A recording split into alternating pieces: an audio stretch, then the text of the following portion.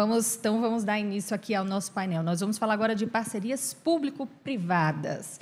A gente sabe que o Brasil, enfim, não é, vários países do continente africano têm enfrentado, né, muitos desafios de investimento, desafios significativos hoje em dia que acabam limitando, de certa forma, as oportunidades de crescimento que existem, não é, para todos os lados. E a gente sabe que parcerias público-privadas, nesse contexto, podem ser uma mais-valia, não é, para fazer com que, como a gente gosta de dizer no Brasil, para fazer com que as coisas andem. Eu acho que é uma expressão muito nossa brasileira, não é?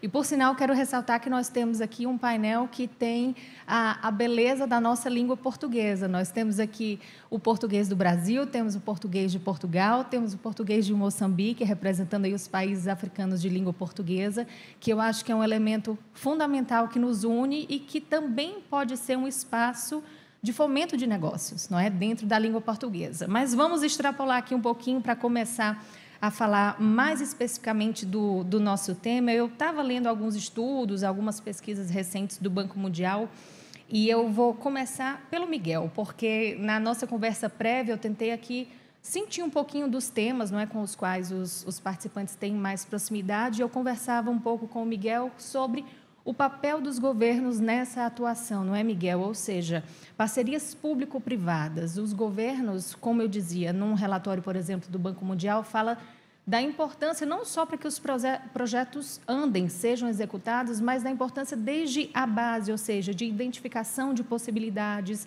de criação de um ambiente regulatório favorável. Então, como é que a gente pode olhar para esse momento, falando de papel de governos com relação a essa ferramenta, que pode ser uma mais-valia, como eu já disse, para todo mundo? Ok. Já está? Ok. Obrigado por estar aqui. Obrigado a todos os copanelistas. Eu diria o seguinte, para começar.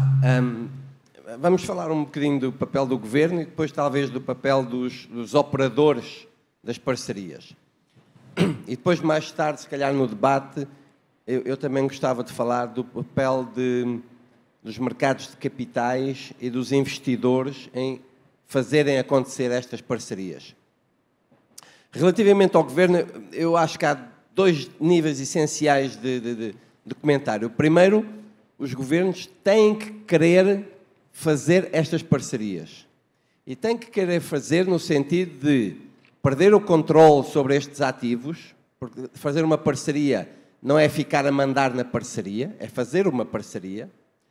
Tem que ter a noção de que, se é uma parceria, tem que ser, como é que se diz, tem que ter por objetivo ser financeiramente sustentável e lucrativa, e, portanto, o ativo tem que ser gerido de uma forma económica e não de uma forma política, que é uma alternativa, mas a partir do momento em que se faz a parceria tem que se assumir esses custos. E terceiro, o governo tem que ter a noção de que tem que operar pelas regras que define, tem que obedecer o que os ingleses chamam rule of law, tem que haver instituições montadas para permitir que as coisas sejam seguras e estáveis. Curiosamente, estamos a falar num dia em que ontem mesmo o Prémio Nobel da Economia foi para 3 economistas, 2 ingleses e um turco, todos a trabalhar nos Estados Unidos, que parece ser um destino, e é sobre este tema, sobre como é que as nações podem enriquecer com base em instituições de rule of law e por aí fora. Portanto, esses 3 temas do governo. Por outro lado, eu, por exemplo, no meu país, em Portugal, trabalhei muito em parcerias público-privadas. Tem que ser uma parceria, porque às vezes as parcerias público-privadas viram uma forma fácil dos privados fazer dinheiro. Também acontece. E os governos têm que ser fortes para saber negociar com os privados, têm que ter a garantia de que os seus agentes são independentes e defendem os interesses do governo e não os interesses dos privados. E, por último, tem que ter noção de que, muitas vezes, as parcerias público-privadas se fazem também para montar ativos que não são necessariamente rentáveis e, portanto, tem que haver aqui um preço de transferência, tem que haver uma contribuição do Estado bem definida. E, normalmente, é aqui que se abre a porta para o lucro fácil dos privados. que é define-se uma contribuição muito acima do que é necessária. Vi isto acontecer N vezes. E, portanto, eu acho que o parceiro principal de uma parceria tem que ser o Estado, quer para a fazer acontecer, quer para a respeitar. Depois, os operadores, eu agora estou a falar num contexto africano, não é? Por exemplo, num contexto europeu, as parcerias público-privadas aconteceram também muito em ativos já existentes, que é mais fácil de fazer, que é monetizar um ativo já existente. Isso aconteceu também na Europa. Em África, não. Tudo tem que ser feito de novo. Não é para disruptar nada, é para eruptar. Portanto, temos que ter operadores que saibam trabalhar, que tenham o know-how, que saibam como trabalhar com parcerias, que tenham a capacidade de entregar on time, on budget e on quality, que muitas vezes não acontece. E, portanto, é preciso encontrar os operadores certos. E em África não é fácil, para ser franco. Na maior parte dos países não é fácil. Porque depois o que acontece muitas vezes é que vai-se buscar um operador estrangeiro, europeu, americano, asiático, chinês, o que for, e aquilo que eu referia antes de o governo não estar preparado para a negociação acontece. E então o parceiro privado começa a retirar, eu chamaria, lucros excessivos. Portanto, isso também pode acontecer. E é muito importante encontrar os operadores privados certos. Uma vez que estamos aqui a falar da África e que eu sou português, vou dar o exemplo de uma empresa portuguesa com a qual eu não trabalho, mas que conheço muito bem, que é uma empresa chamada Mota. E a Mota, hoje em dia, é um grande operador de parcerias público-privadas em África. Inicialmente começou na África lusófona, mas hoje em dia o maior mercado é a Nigéria, Quénia, Uganda. E lá está, é um operador que trouxe toda a experiência de operar na Europa e começou a construir em África e da construção passou para a operação de parcerias público-privadas. É um excelente exemplo de como as coisas podem ser bem feitas em África. Fico por aqui, que já estou a falar há muito tempo. Mas essa é uma excelente deixa, então, agora para eu ir aqui para o Ibrahim, falando desse cenário em África, não é, Ibrahim? Em África, só um parênteses, é muito bom. Eu vivo em Portugal já há muitos anos, e aqui no Brasil nós dizemos na África, mas em Portugal dizemos em África. Então, fico assim um pouco confusa, mas vamos em África para falar aqui com o nosso participante Ibrahim, olhando para o cenário em África, não é? A gente teve, o Miguel mencionou agora, por exemplo, Nigéria, um país que concentra muitas das iniciativas de parcerias público-privadas, e existe também uma concentração em outros países, África do Sul, Marrocos, Gana, ou seja, ainda é muito focado nesses que já conseguiram estabelecer um ambiente mais regulado, mais favorável. Mas se a gente for falar como um todo, nesse momento, das características que existem atualmente para o desenvolvimento das parcerias, Ibrahim, como é que está isso hoje? Obrigado, Carolina. Está funcionando? Já está? Vamos tentar de novo. Obrigado. Eu começo por saudar os meus colegas do painel e agradecer também ao Dr. João Bosco pelo convite que me formulou. Indo ao assunto, eu penso que não é possível fazer uma reflexão sobre a regulação em África sem ou ignorando a realidade específica macroeconómica, social e política de cada um dos países africanos. Porque a região da África é uma região, permita que me diga, muito específica e necessitada destas PPPs. Os exemplos que deu o Miguel há bocadinho indiciam perfeitamente isto. Ora, não é possível pensar na regulação neste domínio das PPPs sem que antes se veja e se diga claramente que há fatores impeditivos, fatores que condicionam, muitas vezes, estas parcerias de PPPs. Eu cito, por exemplo, exemplos de como não é possível avançar. E porquê que a África precisa cada um destes países? Porque a sua macroeconomia não permite que os seus orçamentos fiscais contribuam ou possam investir neste domínio das infraestruturas. Então, precisa necessariamente de optar pelas PPPs. Mas não podemos ignorar aspectos como a boa governação que é necessária ter, o espectro da corrupção, que é um fator impeditivo, muitas vezes, deste tipo de parcerias, e também, necessariamente, não podemos ignorar que em África é necessária uma boa capacitação de formação, etc., dos funcionários para poderem efetivamente negociarem. Porque, como dizia há bocadinho o Miguel, muitas vezes esta negociação não existe. Chega-se lá com um papel muitas vezes pré-definido e há uma adesão imediata. Então, o que é preciso para que efetivamente se atenuem esses fatores? É preciso, primeiro, que o próprio país, o próprio governo, queira, como dizia há bocadinho o Miguel. E o outro aspecto menos importante é que é preciso necessariamente que haja uma boa governação, é preciso que haja tudo aquilo que permita um check and balance das coisas, é necessário haver, e é preciso, muitas vezes, que o governo assuma, à partida na negociação, que não vai permitir determinadas coisas. Hoje é comum, neste tipo de parceria, aparecerem empresas ou empresas locais, muitas vezes sugeridas pelo governo, onde aparecem as famílias dos governantes acopladas a estas empresas. Ora, desde logo, as próprias instituições internacionais, os próprios bancos, quer nacionais, quer internacionais, são muito renitentes em negociar nesta base. Portanto, aqueles chamados PPPs, que os bancos chamam PEPs, muitas vezes impedem uma boa negociação da constituição das PPPs.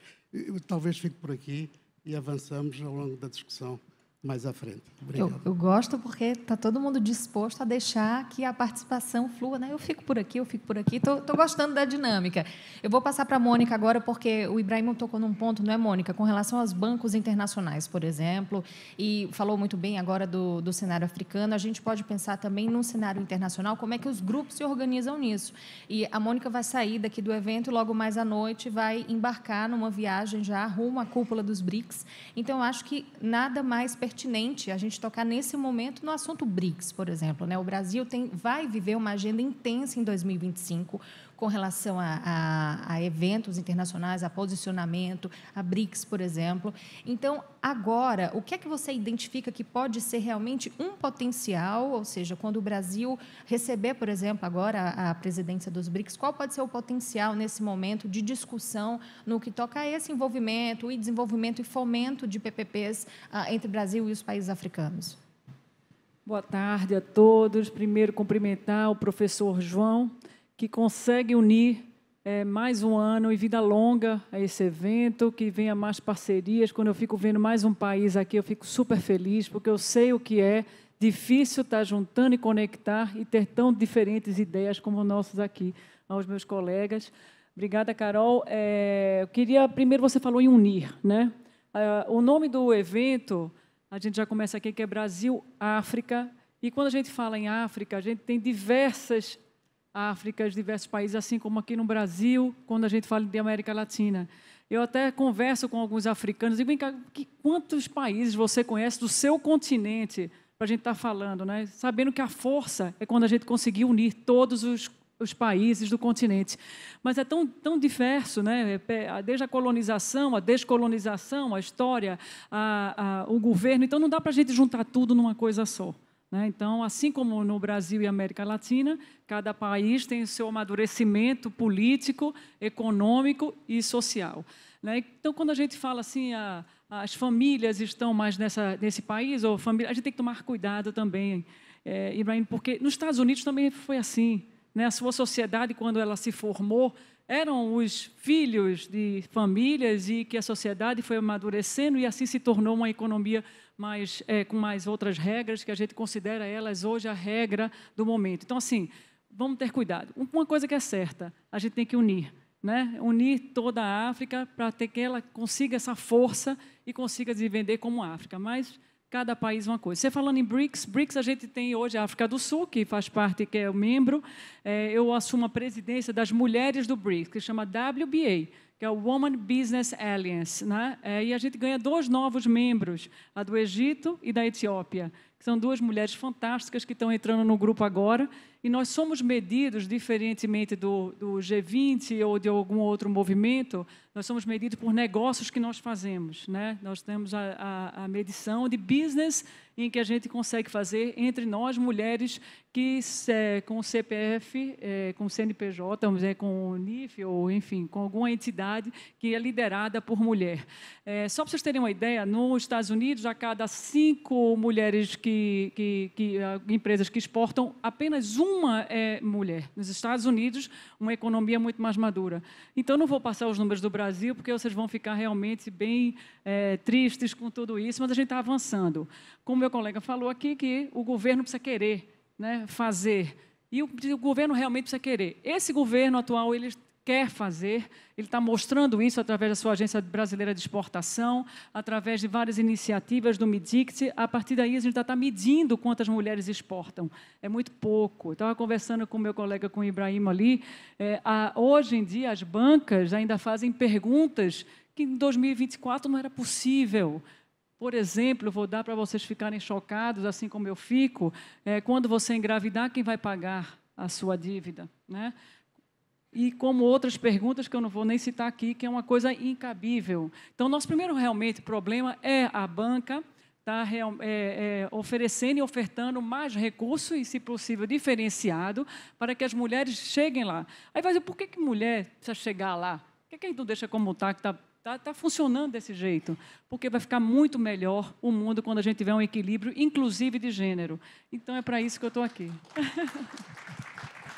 Carol, está com você. Não, deixa eu continuar contigo, Mônica, porque falando nisso também, a gente pode falar isso aí, falar de crédito, não é? Que é um outro assunto que a gente também já comentou em outros eventos anteriores, e eu acho que cabe agora também, não é? Nós trocamos uma ideia antes e você falou muito também da questão de linhas de crédito, de concessão de linhas de crédito. Isso. Que isso também é uma política, não é? Que precisa ser revista e para perspectivas de fomento, de parcerias, de PPPs, o que quer que seja, né? Qual é a sua avaliação atual sobre isso? Bem, no Brasil, né? Vamos lá. No Brasil, a gente ainda está avançando nessa questão, né? Eu vou falar de programas sociais, por exemplo, o PAC, que foi falado aqui pelo ministro. O PAC deveria ter, sim, uma parte para engenheiras mulheres, porque nós temos engenheiras mulheres e temos engenheiras donas. Fala assim, mas vem cá, vai concentrar muito. Mas qual o problema? Hoje já é concentrado, né? Então, vamos tentar dividir isso daí. Hoje nós não temos essa diferença em crédito, nós temos dificuldade, inclusive em bancos estatais, em que se deveria ter metas para que seja colocado crédito para as mulheres. Só vai virar quando tiver isso, né? Ainda temos muito a caminhar, muito a caminhar. Estamos lutando, esse grupo vem para isso, para estar trazendo novos fundos, em que realmente invista em mulheres que constroem infraestrutura. Não é mulher no social. É importante, sim, nós estamos já lá no social, nós já dominamos essa área, mas não é nisso. Nós queremos construir, e temos ótimas construtoras. Então, vocês podem apostar nisso daqui, porque nós temos ótimas engenheiras em que podem estar colocando crédito disso aí. Nós temos empresas já de mulheres nisso, mulheres que estão na transição energética, no lítio, que está na bateria de vocês, quase toda é conduzida por uma empresa de uma mulher que preside. Portanto, assim, temos muito o que fazer nesse segmento e dar concessões para a mulher também. Agora, precisa abrir as portas, a gente conta com a parceria de homens como o Bosco, que está aqui me deixando falar desse momento, né, dos 2 homens de banca aqui, para que realmente a gente consiga ter um crédito diferenciado para a mulher na construção de qualquer país. Vou continuar, então, com a outra mulher que compõe aqui o nosso painel, a embaixadora Maria Auxiliadora, que nesse momento está na Secretaria de Relações Internacionais da Prefeitura de São Paulo. Prefeitura de São Paulo que tem a Secretaria Executiva de Desestatização e Parcerias, não é isso, embaixadora? E nesse sentido, a gente pode olhar para São Paulo também como a grande metrópole que é, não só no cenário brasileiro, mas, enfim, no cenário mundial, da América Latina e para o mundo todo. A gente pode olhar um pouco para São Paulo, do que a cidade tem feito para a questão de atração, ou seja, de atrair o interesse das empresas para a cidade, para que essas execuções de PPPs possam avançar. Então, como é que tem sido feito o trabalho nesses últimos tempos e o que a senhora destaca do interesse e do olhar específico para essa valorização das parcerias? Olha, eu acho que São Paulo não tem problema, não. quando tem o produto, há muitas manifestações de interesse. Difícil é escolher, tá? Entre os candidatos, porque todo mundo quer. Todo mundo, estou falando do setor privado, se ele pode participar, se vê oportunidade de lucro, se bem que a parceria público-privada nem sempre dá lucro. Quem dá mais lucro é concessão. Tá? Mas a concessão também é uma parceria público-privada, porque também aí você tem que usar o setor privado para passar a concessão. Mas a concessão dá mais lucro. Na parceria tal como é definida na prefeitura, sempre o lucro é pequeno. Então, há necessidade de a prefeitura entrar com aportes financeiros que não são no mesmo montante que seria se tivesse que fazer os investimentos, tivesse que fazer tudo aquilo que a empresa privada vai fazer pelo contrato. Então, quando São Paulo começou com a desestatização, foi muito fácil. Foi muito fácil. Quer dizer, foi difícil definir os termos, houve muitos estudos, houve criação de diversas empresas, stakeholders, São Paulo Parceria, São Paulo Regula, foram criadas diversas empresas, autarquias fora da prefeitura, que foram criadas para acompanhar os processos. E, enfim, houve um trabalho intelectual e um trabalho de chamar as pessoas bastante importante. De tal maneira que, no momento que você tem a definição das prioridades ou a definição do que vai ser desestatizado, não tem problema de haver interessados. Sempre há interessados em São Paulo. E esse não é o problema nosso, nem mesmo de financiamento, porque o setor privado de São Paulo tem recursos.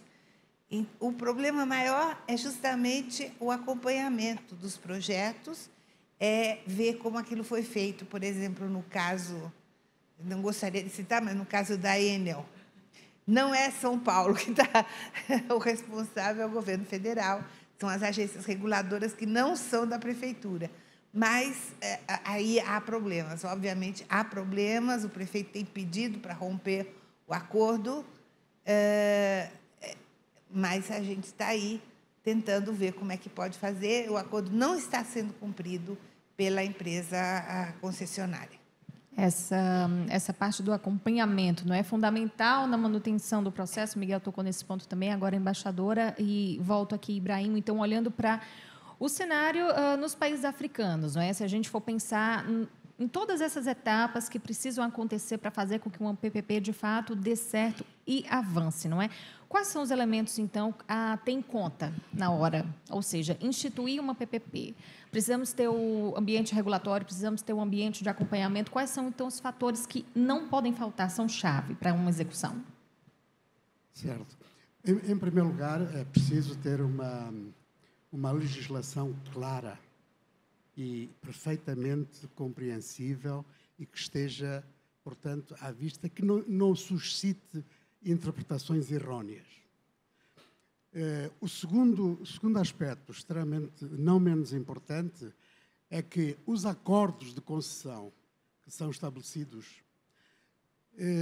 têm de ser acordos que prevejam com clareza o início e o termo dessa concessão, dessa infraestrutura.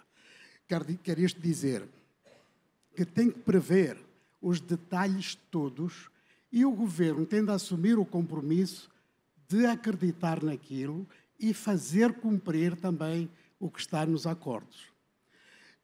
Isto permite dar uma certa estabilidade futura para o investidor. O investidor olha para a legislação clara e olha para os acordos de concessão claros como uma garantia, uma segurança para o futuro. Porque o que aconteceu algumas vezes, e isso cria uma certa retração nos investidores, é que, a meio do processo, o governo impõe a mudança de regras. E, quando isso acontece, põe os investidores, naturalmente, com o pé atrás, como suele dizer-se.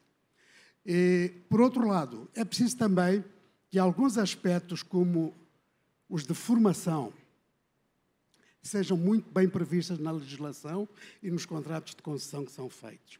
A formação de todos os players, portanto, do projeto, porque todos têm de estar sintonizados na mesma direção. Por outro lado, também... Temos uma participação online? Não? Ok, então vamos continuar. Desculpa, Ibrahim. Por outro lado, há aspectos que aparentemente são menores, mas são extremamente importantes. Por exemplo, o investidor quer ver de forma clara como é que é garantida, por exemplo, a exportação das suas contrapartidas. Os dividendos que lhe cabem, como é que são repatriados, se não haverá por aí problemas pelo meio. E, por outro lado, também, coisas muito simples como a concessão de vistos para os trabalhadores, porque muitas vezes os países africanos, os nossos países, não têm capacidade interna para servir estes projetos. Então, vem muita mão de obra estrangeira, mas, entretanto, por outro lado, o governo, a certa altura, dificulta a entrada e a saída destes trabalhadores. E é preciso que a concessão de vistos de entrada nestes países seja uma coisa fácil e uma coisa, de um modo geral, e para não estar com a palavra por muito tempo, eu fico por aqui. Vamos pegar, então, esse pensamento aí dos investidores, o que faz com que eles fiquem com o pé atrás, Miguel, ou não, o que botem o pé para frente, não é? Então, vamos olhar para esse papel um pouco, assim, dos mercados, não é? Do mercado de capital, dos investidores, a partir do momento em que tem o ambiente, não é? Deu tudo certo, o pé pode avançar. Qual é o papel dessas entidades? Vamos lá ver. Estou-me agora a falar mais no caso africano, ok? A necessidade de importação de capital no caso africano é brutal. Não há capital suficiente no continente. Portanto, tem que atrair capital. Mas o grande problema de atrair capital é que os países que têm que atrair capital têm que ter uma política macroeconómica sólida que permita dar segurança a esse investimento. Eu costumo dizer que em África é sempre uma disputa entre o micro premium, que é a qualidade do projeto, a qualidade da empresa, a qualidade do empresário ou da empresária, que são sempre muito altos, e o macro discount, que é normalmente a má governação macroeconómica da maior parte dos países. Infelizmente, isto tem sido assim nos últimos anos, incluindo as grandes economias, e que depois têm desvalorizações maciças e que matam qualquer hipótese de ter retorno. Se os investidores têm esse receio, porque a política macroeconómica não é estável, não vão disponibilizar capital. E se não disponibilizarem capital, não há parceria pública ou privada, não há novo projeto, não há coisa nenhuma. E, portanto, esse aspecto é fundamental para o que o Ibrahim estava a dizer, com o qual eu concordo 100%. Se nós virmos um mundo em que esse problema está resolvido, aí o capital aparece. Porque se nós virmos o que é que acontece com a infraestrutura no resto do mundo, ou muitas partes do resto do mundo, há muito capital dedicado a investir em infraestrutura. É uma classe de ativos altamente desejada hoje em dia, porque é estável, é segura, é de longo prazo e, portanto, não deveria ser assim. Mas, na verdade, é que, dada a instabilidade económica que existe em muitos destes países, não é possível atrair para a África esses investidores de infraestrutura. E há aqui uma ironia, que é uma ironia fatal, que é o maior investidor, fundo de investimento em infraestrutura mundial, é um fundo chamado GIP, Global Infrastructure Partners, que foi fundado por um africano, por um nigeriano, que é provavelmente o país onde a questão da estabilização cambial nos últimos anos tem sido mais problemática. E, portanto, investidores não faltam, capital não falta, ter acesso a capital é brutal, é fundamental, mas os países têm que ter uma política macroeconómica que dê garantias de que esse capital não vai ser diminuído por uma fatalidade de desvalorização. É só isso, porque de resto a oportunidade está lá. Os investidores mundiais de infraestrutura, nomeadamente, estão muito longos em capital e estão muito curtos em oportunidades de investimento. A África é exatamente o oposto. Está muito curta de capital e está muito longa em oportunidades. Portanto, o casamento devia acontecer. É esse o desafio aqui a todos nós, acho eu. E já há muitos anos que se fala no potencial desse casamento, não é? A gente teve, por exemplo, aqui mais cedo, infelizmente eu esqueci qual dos participantes mencionou, mas numa das sessões da manhã foi falado, inclusive, Mônica, no BNDES, por exemplo, não é? E no papel que poderia ter para facilitar, para fazer com que esses projetos com os países africanos se tornem realidade, não é? E da sua experiência, do que o Miguel disse agora, ou seja, tudo existe, mas o que é que falta, então, nesse nozinho aí para amarrar, para colocar a aliança no dedo? O Miguel falou aqui sobre segurança jurídica, né? Eu estou vindo agora de um grupo, estou trabalhando agora num grupo que está chegando no Brasil, é um grupo de 200 bi de dólares, de uma televisão americana que está chegando no Brasil agora, e ele só está vindo para cá por conta da estabilidade. Primeiro, um sócio, que é o Douglas Tavolaro, que está trazendo esse projeto para o Brasil, em que tem um projeto editorial, enfim, confia, e porque tem estabilidade do governo, senão não estaria vindo, né? Podia estar vindo para qualquer outro país. Então, a estabilidade, como você falou, a estabilidade política é um fator super importante, a estabilidade legal, né? Eu acho que essa é a base de qualquer negócio, é o acreditar que a gente vai estar cumprindo com as regras do jogo. E eu acho assim, o Brasil, vou falar novamente, o Brasil está num momento muito bom para estar atraindo, e está acontecendo isso, né? Para estar atraindo investimentos internacionais para cá, está vindo novos investimentos. Eu acho que assim, não só São Paulo, mas São Paulo, como a embaixadora falou, não tem tantos problemas em captação, mas nenhum outro estado do Brasil, nem que seja Nordeste ou Norte, está com problema de realmente de estar captando e estar trazendo, porque a gente está vivendo uma nova fase. Posso falar isso que eu sou da iniciativa privada, né?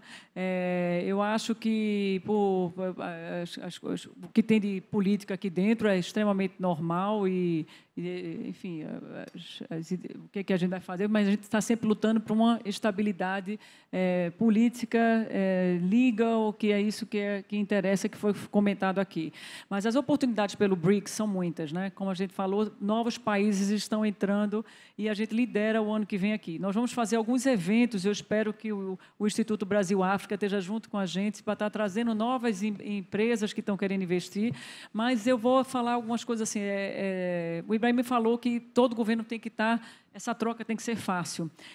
Eu tenho acompanhado algumas indústrias, como a indústria do aço, algumas outras indústrias, que é importante ter algumas proteções, sabe? Assim, a gente não tem que ser todo o país open do open, não. Assim, é importante a gente ter, por isso que eu acho que é importante a gente avaliar o mercado, avaliar o que nós temos de riqueza dentro de casa, avaliar o que é que pode ser entrado dentro de casa, para poder, assim, faz parte do legal, faz parte da organização de qualquer casa, né? E por isso que eu acho assim, não pode ser open market for everyone. Acho que tem que realmente olhar o que temos e a gente trabalhar nesse ganha-ganha do público-privado, né? Voltando, Ibrahim, à África um pouco nesse momento, e pegando esse gancho também, por exemplo, muitos países do continente africano têm se preparado na construção desse ambiente, ou seja, tem que estar tudo correto e no papel, e as diretrizes estabelecidas para que não haja depois as surpresas, como já foi comentado aqui também, não é? No meio do caminho se mudar um pouco esse percurso. Quais são os exemplos agora, não é? Se a gente pudesse pensar em alguns exemplos que sejam modelos inovadores, porque há os países, Nigéria, já falamos aqui, por exemplo, Marrocos, Gana, aqueles que concentram, mas algum exemplo nesse momento de inovação, de quem recentemente abriu os olhos e tem construído aí algo que possa se tornar um modelo, digamos assim, para os outros? Sim, e antes de, talvez, de me referir especificamente aos modelos ou alguns exemplos concretos, dizer que é muito importante que os investidores que vão, no âmbito das PPPs, para os países, em particular os países africanos, é muito importante que também tenham uma predisposição de deixar qualquer coisa lá.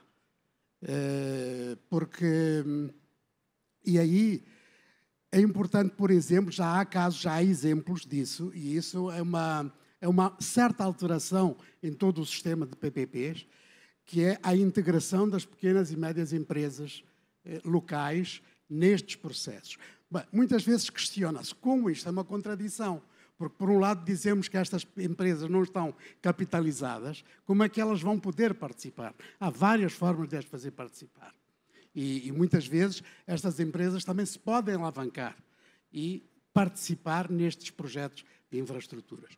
Por outro lado, há alguns exemplos, nem tudo é mau. Há exemplos que podemos citar de sucessos em África. Claro. Deixe-me só ver aqui a minha cábula. Sim. Porque, por exemplo, no domínio dos transportes, as linhas terrestres de Djibouti e Addis Abeba, neste momento, é um exemplo muito claro, em 2018, de 768 quilómetros que ligam a Etiópia ao porto de Djibouti. A linha Mombasa-Nairobi, 472 quilómetros, é um outro sucesso. No domínio da energia, a linha de transmissão Zâmbia-Tanzânia, Quênia, são 1.350 quilómetros e permite partilhar energia entre estes países. Também outro exemplo. E também no domínio das estradas, por exemplo, a autoestrada Transmagreb, 4 países de Norte da África, Marrocos, Argélia, Tunísia e Líbia, são quase 1.000 quilómetros, são 930 e tal quilómetros que também ligam. Portanto, há exemplos de sucessos em África no âmbito dessas PPPs. Deixe-me só acrescentar um caso de um país que fala português, mais recente, que é o projeto que hoje em dia, um dos projetos que mais se fala em África, que é o Corredor de Lobito, que finalmente é um projeto que tem décadas e décadas de anos. Eu lembro de há 12 anos atrás ter feito de carro off-road ao longo de todo o caminho de ferro, estava a ser reconstruído na altura. Hoje em dia é um projeto que toda a gente fala, de retirar o minério da zona sul do DRC, no futuro da Zâmbia, tudo vem por Angola para o porto de Lobito, e que é uma parceria público-privada, em Abonda Verdade, mais no modelo de concessão do que propriamente no modelo de parceria, mas que é um grande projeto que pode transformar uma grande parte da África. E agora também falamos, para voltar para São Paulo agora, não é, embaixadora? Já falamos aqui também um pouco desse ambiente que tem que ser de integração, não é? E a embaixadora mencionou também o que foi preciso fazer para se preparar São Paulo para atuar dentro desse cenário de promoção das parcerias, não é? Criação de outras autarquias, enfim, outras secretarias, para que o acompanhamento exista, não é? Nesse momento, como é que São Paulo tem trabalhado para manter o que está instituído, ou seja, o que está funcionando, está legal, é para ser mantido. Sim. E como é que está sendo feita a análise também para ver o que é que precisa ser consertado no processo para a atração dos novos? Nem para atração, porque atrair já está todo mundo atraído por São Paulo, né? Mas, na verdade, para fazer com que dê certo. Não, o que São Paulo vem fazendo, até eu queria falar sobre essa reunião que vai haver amanhã. Amanhã vai haver uma reunião só em português, porque são só parceiros nacionais que vão estudar justamente o que São Paulo tem feito. Na área de regulamentação, foi criada SP Regula, que acompanha os contratos e serve como garantidor de que o dinheiro vai ser pago. O crédito vai ser pago e que não vai haver problema depois. Então, há diversos elementos que foram criados para justamente garantir e sossegar o investidor. E isso, amanhã, vai haver essa reunião, que eles vão, justamente, o secretário executivo de desestatização e parcerias vai contar o que São Paulo tem feito. E vai usar também alguns concessionários, que são do Parque Ibirapuera, o do Anhembi, são diversos que vão falar também nesse seminário amanhã cedo. E pode ser acompanhado online também. Depois, se quiser, eu dou o endereço. Então, fica o convite até para quem está nos acompanhando agora, sim, não é? Quem quiser assistir. São Paulo realmente trabalhou muito na elaboração das leis e na forma de como dar segurança ao investidor. Justamente porque tem muita procura e justamente porque se precisa fazer uma boa seleção de quem vai vencer a licitação. Justamente por isso, São Paulo tem que oferecer garantias. E sobre isso que eles estão tratando amanhã.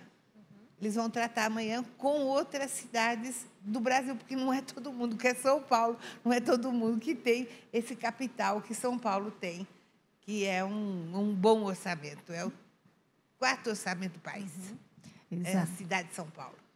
Exatamente. E quando a gente fala de garantias, a gente volta também um pouquinho aí mais para o lado da banca, não é, Miguel? E aí nessa troca, não é? Ou seja, quando os acordos são instituídos, quando se fala em garantias, e do que vai ficar, não é? Afinal de resultado para essa cidade, esse país, não é? Que tem alguma PPP em vigor. Ainda existe alguma coisa nesse relacionamento entre quem concede, quem cobra a garantia, quem tem que dar a garantia, que precisa ser melhorado? Ou seja, atualmente, como é que está essa questão nos países africanos, enfim, claro, mas também olhando um pouco do que acontece, não é, entre a África e o Brasil? Eu diria que aí ainda há muito a fazer. Há instituições que hoje em dia têm tido um papel muito grande. Mais uma vez estou a falar em África, que são as DFIs europeias, americana, aqui no Brasil o BNDES indiretamente. E ainda há muito espaço para isso. Porquê? Precisamente porque, por vezes, ainda há um receio do setor privado, nomeadamente em fazer garantias de muito longo prazo. Porque quando há alguma incerteza, essa incerteza ainda é gerível no curto prazo. Mas se estamos a falar de 10, 15 ou 20 anos, já fica mais difícil. E o que eu tenho visto muitas vezes é o setor privado a dar garantias até 5 anos, e depois de 5 a 10 ou 15 ou a 20, entram as DFIs a complementar essas garantias e esse financiamento. Mas no final do dia, a qualidade do investimento e a qualidade do país onde o investimento é feito é que define as condições. E nós estamos aqui a falar eu em particular estive aqui a falar de alguns desafios, mas muita coisa tem sido feita. E muitas vitórias têm sido alcançadas e estamos melhor do que estávamos antes. Portanto, terminar numa nota um pouco mais otimista.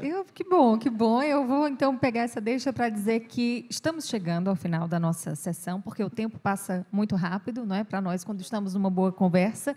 E, aproveitando, então, essa nota positiva do Miguel, vou pedir aqui para que Ibrahimo, que já queria comentar, mas um comentário já em tom de comentário final, também pegando muito no espírito do que é o fórum, né? Olhar para essas perspectivas de futuro, do que pode vir de positivo por aí, como é que a gente pode olhar para esse segmento, Ibrahimo? Concordando com a Mónica e também tentando sossegá-la, eu gostava de dizer que, na minha experiência de quase 10 anos como CEO de bancos, quando analisávamos o índice de crédito vencido, o crédito concedido às mulheres era quase insignificante. E isto é um capital enorme para as mulheres, portanto, neste processo. Obrigado. Tem crescido, não é? Tem melhorado, não é, Mônica? Mas ainda há muito mais a ser feito, tem muito não é? desafio. No meu Sim, banco era sim, assim. sim. Mas o ano que vem, com a presidência do BRICS, nós vamos fazer alguns eventos segmentados, né? A agricultura, ela é um dos nossos objetivos. Aliás, eu tenho que seguir alguns temas de acordo com o BRICS de cada país. A agricultura, a inovação tecnológica, nós vamos mostrar muitas startups conduzidas por mulher.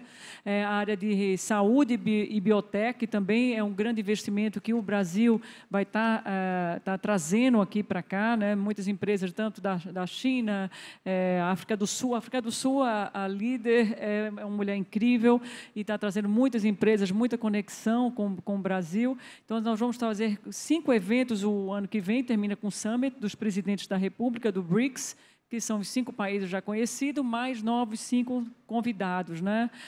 Então, tem muita coisa para a gente estar fazendo. A embaixadora é uma das que promove muito a cidade de São Paulo, não só, mas ela conecta o Brasil com o mundo. Então, assim, fica aqui o desafio, embaixadora, para a gente trazer o nosso grupo do WBA também para cá. A gente está com alguns estados já pedindo para o grupo ir para lá, mas quem sabe a gente consegue trazer o de finanças aqui para São Paulo, para discutir mais investimentos e aportes para as empresas conduzidas por mulher. Miguel, sim, claro, embaixadora. Claro, à vontade. São Paulo tem muito mais, a prefeitura tem muito mais funcionárias mulheres do que homens. é muito superior a 50% o número das mulheres. E nos cargos de chefia, bem na chefia, cargo de secretário, secretária adjunto, nós somos mais de 30%, que é um número considerado razoável comparado com os outros governos. A Prefeitura de São Paulo realmente é melhor nisso.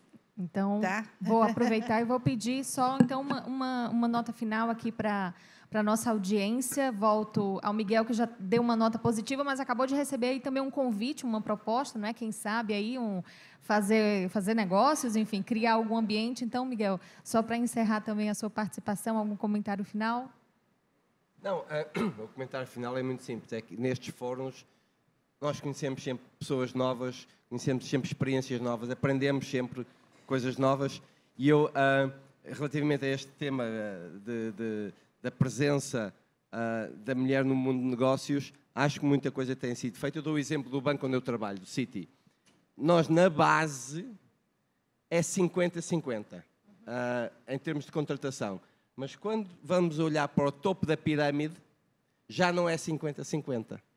O sistema expulsa as mulheres quando se sobe na hierarquia. Portanto, ainda há muitos desafios. Por muito que nós tentemos começar 50-50, ainda há muitos desafios pela frente.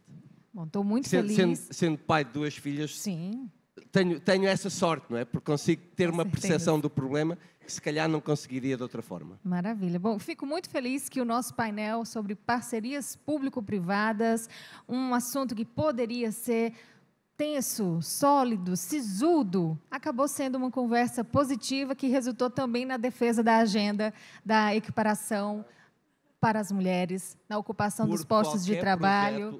Aqui a Mónica disse muito bem, nós estamos a discutir este tema não pelo conceito de discutir o tema do equilíbrio de género. Exatamente. É por qualquer projeto, qualquer empresa que beneficie desse equilíbrio, sim, é mais forte, tem mais pontos de vista, tem melhores formas de atacar os mesmos problemas, sem dúvida, descobre novos problemas para atacar.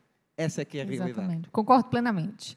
Miguel Azevedo, Mônica Monteiro, Maria Auxiliadora Figueiredo, Ibrahimo, muito obrigada pela presença, pela participação e pelo privilégio de conversar aqui com vocês hoje. Foi um prazer.